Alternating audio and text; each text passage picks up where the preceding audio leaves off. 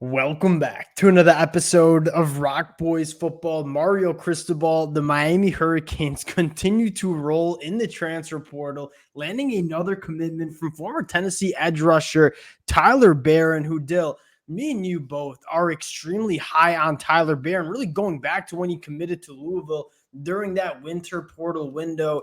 James Pierce, a very good edge rusher for Tennessee, kind of gets a lot of the media hype as being that dominant edge rusher for Tennessee last year. You take a look at Tyler Barron's numbers, his productivity that he had last year. There is no doubt in my mind you're looking at one of the better edge rushers in the country heading into 2024. And I think Tyler Barron was another guy kind of similar to Sam Brown, where you wanted to go to the NFL draft, you probably would have been a day 3 pick had he declared. Want to get into Tyler Barron, talk about what he brings to the Miami Hurricanes before we get into it. And as always, just want to say thank you to you guys and to the Miami Hurricane fans. Many of you guys know it has been just a blast for the boys to talk about this program over the last couple of weeks, and the amount of support you guys have shown the fellas.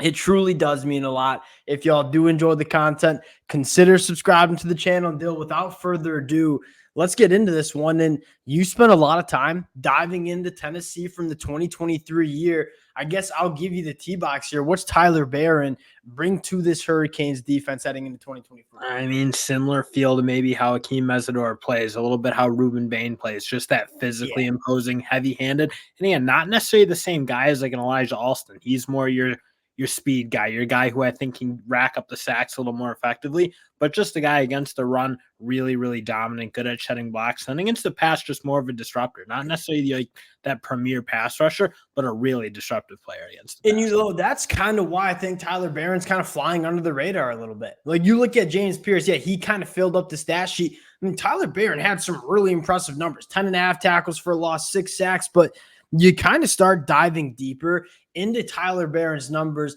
What you kind of said, the disruption aspect of Tyler Barron, that's when you start to see it. 31 quarterback hurries going back to 2023 in the SEC. That was a higher number than James Pierce. I mean, Tyler Barron, from a disruption standpoint, really gets it done. He had a 16.7% pass rush win rate. Again, Tyler Barron was a guy that you probably didn't see how good he was from just looking at the box score. You dive back into Tyler Barron in that 2023 season, you see a guy that, really dominates at the point of attack at the SEC level. Second thing I want to add, Dill, really good against the run, was third on the team from that edge rusher position in run stops, 16 run stops with an average depth of tackle of 0.1 yards down the field. And Miami's gonna be a handful to run on with those defense runs. I mean, you kind of look Ruben Bain. I mean, he can do it all. He's a really good pass rusher. He's gonna get a lot of sacks, but really, really physical. Akeem Mesidor, really, really physical. You add in Tyler Barron. That's 3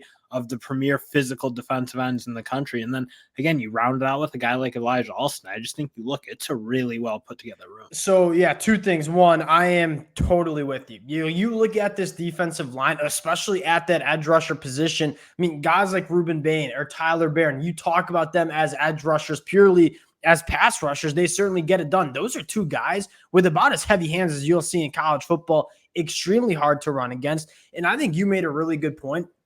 You start looking at, something that we always look at heading into a 2020 or heading into a college football season, and that is depth on the defensive line. And you go back to Michigan, and what made Michigan so special last year was, at that edge rusher position, they had 4 guys that were NFL caliber players playing for that Michigan defense, rotating those bodies in, keeping those guys fresh, not only for 4 quarters of a game, but you look at Miami, you look at Michigan last year. Where do you want to win your games?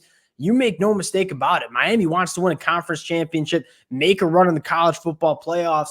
Having depth on the defensive line along the line of scrimmage is absolutely massive. You look at just these guys, Ruben Bain, Tyler Barron, Akeem Mesidor, Elijah Alston, another guy that I think is really flying under the radar coming from Marshall. Those are 4 guys that are NFL caliber edge rushers for the Miami Hurricanes. And then you sprinkle in some guys like potentially Marquise Lightfoot or Booker Pickett Jr., guys who are going to be as true freshmen.